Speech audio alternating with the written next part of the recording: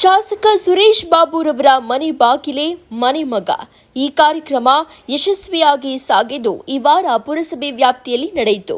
ಪಟ್ಟಣದ 20, 21, 22, 23 ವಾರ್ಡ್ಗಳಲ್ಲಿ ಶಾಸಕ ಸಿಬಿ ಸುರೇಶ್ ಬಾಬುರವರಿಂದ 12ನೇ ವಾರದ ಮನೆ ಬಾಗಿಲಿಗೆ ಮನೆ ಮಗ ಶೀರ್ಷಿಕೆಯಡಿಯಲ್ಲಿ ವಿನೂತನ ಜನಸ್ಪಂದನ ಕಾರ್ಯಕ್ರಮ ನೆರವೇರಿತು. ಈ ಸಂದರ್ಭದಲ್ಲಿ ಶಾಸಕ ಸಿಬಿ ಸುರೇಶ್ ಬಾಬು ಮಾತನಾಡಿ, ನೇರವಾಗಿ ಅಧಿಕಾರಿಗಳೊಂದಿಗೆ ನಿಮ್ಮ ಮನೆ ಬಾಗಿಲಿಗೆ ಬಂದಿದ್ದು ನಿಮ್ಮ ಸಮಸ್ಯೆಗಳನ್ನು ಸಾಧ್ಯವಾದಷ್ಟು ಸ್ಥಳದಲ್ಲಿ ಬಗೆಹರಿಸಲು ಹಾಗೂ ನಿಮ್ಮ ಅರ್ಜಿಗಳಿಗೆ ಯಾವ ರೀತಿಯ ಕ್ರಮ ಕೈಗೊಳ್ಳಲಾಗಿದೆ ಎಂಬುದರ ಬಗ್ಗೆ ನಿಮಗೆ ವರದಿಯನ್ನ ನೀಡಲಾಗುವುದು. ಈ ಕಾರ್ಯಕ್ರಮವನ್ನು ಸದ್ಬಳಕೆ ಮಾಡಿಕೊಂಡು ನಿಮ್ಮ ಸಮಸ್ಯೆಗಳನ್ನು ಬಗೆಹರಿಸಿಕೊಳ್ಳಿ ಅಂತ ಅವರು ಪಟ್ಟಣದಲ್ಲಿ ಈಗಾಗಲೇ ಯುಜಿಡಿ ಕಾರ್ಯಕ್ರಮ ಮುಗಿಯುತ್ತಾ ಬಂದಿದ್ದು, ರಸ್ತೆಗಳ ದುರಸ್ತಿಯು ಮುಂದಿನ ದಿನಗಳಲ್ಲಿ ನೆರವೇರುವುದು. ಪಟ್ಟಣಕ್ಕೆ ಅಮೃತ ಜಲ್ ಯೋಜನೆಯಡಿ 72 ಕೋಟಿಗಳಷ್ಟು ಅನುದಾನ ಮಂಜೂರಾಗಿದ್ದು, ಈ ಯೋಜನಾಡಿ ಮನೆಯಲ್ಲಿ ಸಂಪರ್ಕವನ್ನ ಕೊಡಿಸಲಾಗುವುದು. ಇದರೊಂದಿಗೆ ಗಣಿಬಾಧಿತ ಪ್ರದೇಶ ಅಭಿವೃದ್ಧಿ ಯೋಜನೆ ಅಡಿಯಲ್ಲೂ ರಸ್ತೆಗಳ ಅಭಿವೃದ್ಧಿಯನ್ನ ಮಾಡಲಾಗುವುದು ಅಂತ ತಿಳಿಸಿದ್ದಾರೆ. ಈ ಸಂದರ್ಭದಲ್ಲಿ ಪುರಸಭೆ ಅಧ್ಯಕ್ಷ ದಯಾನಂದ್, ಉಪಾಧ್ಯಕ್ಷ ರಾಜಶೇಖರ್, ಸ್ಥಾಯಿ ಸಮಿತಿ ಅಧ್ಯಕ್ಷ ಸಿಡಿ ಸುರೇಶ್ ಸೇರಿದಂತೆ ಪುರಸಭಾ ಸದಸ್ಯರುಗಳು ಹಾಜರಿದ್ದರು. ನಂತರ ಈಗ ಮತ್ತೆ ರಸ್ತೆಗಳು ಎಲ್ಲ ರಸ್ತೆಗಳು ಕೂಡ ಪೈಪ್ಲೈನ್, ಕುಡಿಯುವ ನೀರಿಗೆ ಪೈಪ್ಲೈನ್ ಹಾಕುವಂತ ಕೆಲಸ ಪ್ರಾರಂಭ ಆಗುತ್ತೆ ಇನ್ನೇನು ಶೀಘ್ರದಲ್ಲಿ.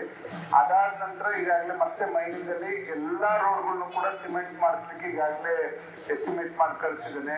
ಇದೆಲ್ಲ ಆಗ್ಲಿಕ್ಕೆ ಸ್ವಲ್ಪ ಕಾಲ ತಗೊಳುತ್ತೆ. ಹಂಗಾಗಿ ನಾವು ಪೈಪ್ಲೈನ್ ಹಾಕಲು ಏನಾದ್ರೂ ಕೂಡ ಸಿಮೆಂಟ್ ಅನ್ನು ಮಾಡಿಸಿದ್ರೆ ಮತ್ತೆ ಆಗಿದ್ದಾರೆ, ಅದರಿಂದ ಮತ್ತೆ ಸಮಸ್ಯೆ ಆಗ್ತದೆ. ಆವಾಗ ಒಂದ್ಸಲಿ ಇದೆಲ್ಲ ಆದ್ಮೇಲೆ ಇನ್ನು 30-40 ವರ್ಷ ಏನೋ ಸಮಸ್ಯೆ ಬರಲ್ಲ. ಆದ್ರಿಂದ ದಯಮಾಡಿ ಇದನ್ನ ಸಾರ್ವಜನಿಕರು ಸಹಕರಿಸಬೇಕು ಅಂತ ವಿನಂತಿ ಮಾಡ್ಕೊತೇನೆ. ಇನ್ನು ಏನೇ ಸಮಸ್ಯೆ ಇದ್ರೂ ನೇರವಾಗಿ ನಿಮಗೆ ಎಲ್ಲಾ ರೀತಿಯಲ್ಲೂ ಕೂಡ ಮುಕ್ತವಾದ ಅವಕಾಶಗಳನ್ನ ಒದಗಿಸ್ಕೊಟ್ಟಿದ್ದೇವೆ. ಈ ಬಾರಿ ನೀವೆಲ್ಲರೂ ಕೂಡ ಆಶೀರ್ವಾದ ಮಾಡಿದ್ಮೇಲೆ ಖಂಡಿತ ಪೂರ್ಣಿಮಾ ಅವ್ರಿಗೂ ಕೂಡ ಸ್ವಾಗತವನ್ನ ಬಯಸ್ತಾ, ಈ ಬಾರಿನೂ ಕೂಡ ಏನು ನಿಮ್ಗೆ ಮುಕ್ತವಾಗಿ ಮೊದಲು ಇಲ್ಲಿಗೆ ಯಾವ ತರ ಶಾಸಕರಾದಾಗ ನಡ್ಕೋತಿದ್ವಿ, ಈಗ ಜನಗಳಿಗೆ ಹತ್ತಿರವಾಗಿ ಕೆಲಸ ಮಾಡಬೇಕು ಅನ್ನೋ ನಿಟ್ಟಿನಲ್ಲಿ ಇವತ್ತು ಪ್ರತಿ ಸೋಮವಾರ 75 ವಾರಗಳು ಸೋಮವಾರ ಆಯ್ತು.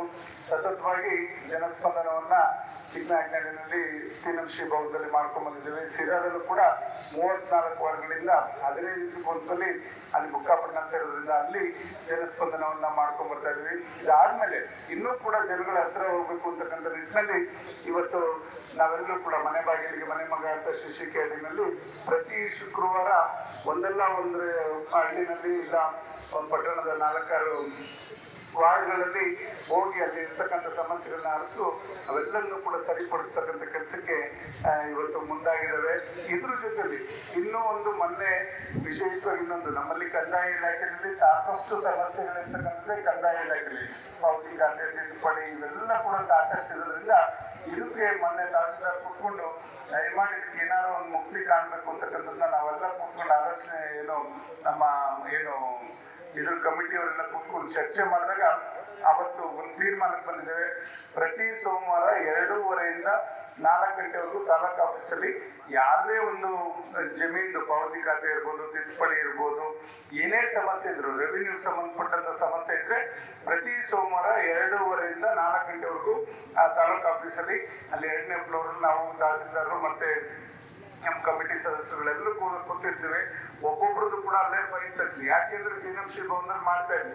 ಮತ್ತೆ ಇವರು ಅಧಿಕಾರಿಗಳು ಬೆಳಗ್ಗೆ ಬನ್ನಿ ಅಲ್ಲಿ ತಾಲೂಕು ಆಫೀಸ್ಗೆ ಅಂತ ಸಭೆಗೂ ಹೇಳ್ತಾರೆ. ಅದಾಗಬಾರ್ದು, ಬಗೆಹರಿಬೇಕಲ್ಲೇ ಅಂತಕ್ಕಂಥ ನಿಟ್ಟಿನಲ್ಲಿ ಇವತ್ತು ಪ್ರತಿ ಸೋಮವಾರ ಅಲ್ಲೇ ತಾಲೂಕು ಆಫೀಸಲ್ಲಿ 2:30 ಇಂದ 4 ಗಂಟೆವರೆಗೂ ಅಲ್ಲಿ ಕೂತಿರ್ತೇವೆ. ಅಲ್ಲಿ ರೆವಿನ್ಯೂ ಸಂಬಂಧಪಟ್ಟದ್ದು ಏನೇ ಇದ್ರು ಕೂಡ ಅಲ್ಲಿ ನೀವು ಇತ್ಯರ್ಥ ಮಾಡ್ಕೊಳ್ಳೋಕೆ ದಯಮಾಡಿ ಬನ್ನಿ, ಮುಕ್ತವಾಗಿ ಅವಕಾಶ ಇದೆ ಅಂತಕ್ಕಂಥದ್ದು ಕೂಡ ಈ ಸಂದರ್ಭದಲ್ಲಿ ಹೇಳ್ತಾರೆ.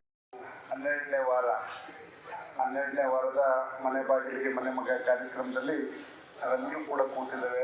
8 ವಾರಕ್ಕೊಂದ್ಸತಿ ಒಂದು ರೌಂಡು ಇಡೀ ಕ್ಷೇತ್ರದಲ್ಲಿ ಒಂದಲ್ಲ ಒಂದು ಪಂಚಾಯತಿನಲ್ಲಿ ಅಥವಾ ಪುರಸಭೆ ವ್ಯಾಪ್ತಿನಲ್ಲಿ ಇಲ್ಲ ಪಟ್ಟಣ ಪಂಚಾಯತಿಲಿ ಜನಗಳ ಸಮಸ್ಯೆ ಆಲಿಸ್ತಕ್ಕಂಥ ಕೆಲಸವನ್ನು ಮಾಡಲಿಕ್ಕೆ ವಿನೂತನವಾದಂಥ ಇದೊಂದು ಕಾರ್ಯಕ್ರಮವನ್ನು ನಾವೆಲ್ಲರೂ ಕೂಡ ಹಮ್ಮಿಕೊಂಡು ಇವತ್ತು ಜನಗಳಿಗೆ ಅಲ್ಲೇ ಹೋಗಿ ನೇರವಾಗಿ ಸ್ಪಂದಿಸುವಂಥ ಕೆಲಸ ಆಗಬೇಕು ಅನ್ನೋ ನಿಟ್ಟಿನಲ್ಲಿ ಇವತ್ತು ನಾವಿಲ್ಲಿ ಆಗಮಿಸಿದ್ವಿ. ಇವತ್ತು 4 ವಾರ್ಡ್ಗಳು ಹಾಕ್ಕೊಂಡಿದ್ದೇವೆ.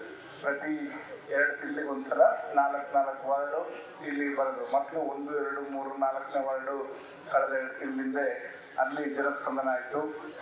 ಇವತ್ತು 23, 22, 21, 20 ಈ ಕಡೆಯಿಂದಲೂ ಆ ಕಡೆಯಿಂದ ಒಂದ್ಸಲ ಈ ಕಡೆಯಿಂದ ಒಂದ್ಸಲ ಈ ಥರ ಮಾಡಬೇಕು ಅಂತ ಇವತ್ತು 23ನೇ ವಾರ್ಡಿಂದ 20ನೇ ವಾರ್ಡ್ವರೆಗೂ ಕೂಡ ಇವತ್ತು ಜನಸ್ಪಂದನ ಮನೆ ಬಾಗಿಲಿಗೆ ಮನೆ ಮಗ ಕಾರ್ಯಕ್ರಮ ಹಾಕೊಂಡಿದ್ದೇವೆ. ಇದರಿಂದ ಒಂದು ಏನು ನೇರವಾಗಿ ನೀವು ಅಧಿಕಾರಿಗಳ ಜೊತೆ ಏನು ಸಮಸ್ಯೆ ಇದೆ ಅದಕ್ಕೆ ನೇರವಾಗಿ ಚರ್ಚೆ ಮಾಡ್ಬೋದು. ಮಧ್ಯವರ್ತಿಗಳ ಹಾವಳಿ ಇರಲ್ಲ, ಲಂಚದ ಅಮೇಶ ಇರಲ್ಲ.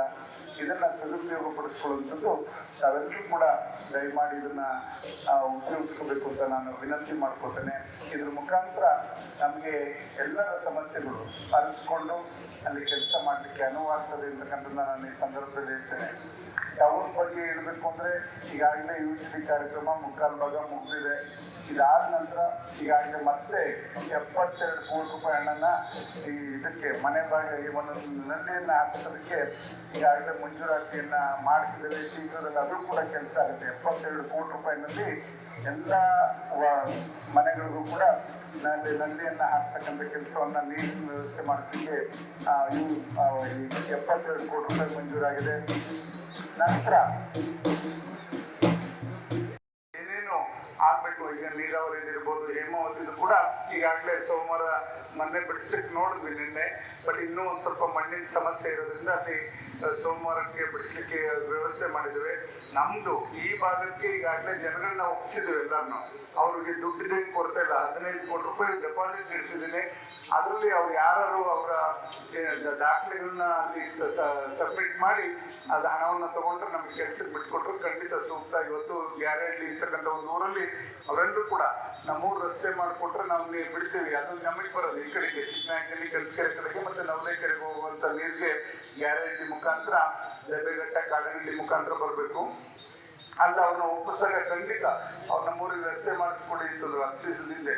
ಆ ಊರಿಗೆ ವ್ಯವಸ್ಥೆ ಮಾಡಿಸ್ಕೊಟ್ಟು ಆ ಜಾಗ ಎಲ್ಲ ಬಿಟ್ಟಿದ್ದಾರೆ ಈಗ ರೈತರು. ಅವ್ರಿಗೆಲ್ಲರಿಗೂ ಕೂಡ ತಾಲೂಕಿನ ಪರವಾಗಿ ಅಭಿನಂದನೆಯನ್ನು ಸಲ್ಲಿಸೋದ್ರ ಜೊತೆಯಲ್ಲಿ ಏನೇ ಸಮಸ್ಯೆ ಇದ್ರು ಮುಖ್ಯವಾಗಿ ಚರ್ಚೆ ಮಾಡಿ ಎಲ್ಲಕ್ಕೂ ಕೂಡ ಪರಿಹಾರ ಇದೆ.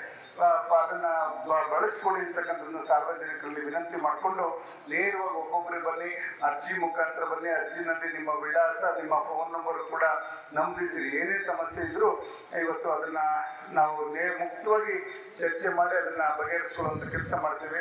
ಮತ್ತೆ ಹಿಂಬರ ಅಂದ್ರೆ ನಿಮ್ಮ ಅರ್ಜಿಯನ್ನು ಸ್ವೀಕರಿಸಲಾಗಿದೆ, ಇದಕ್ಕೆ ಸೂಕ್ತ ಪರಿಹಾರ ಒದಗಿಸಲಾಗುವುದು ಅಂತ ಅರ್ಜಿ ಹಿಂಬರ ಅಲ್ಲ.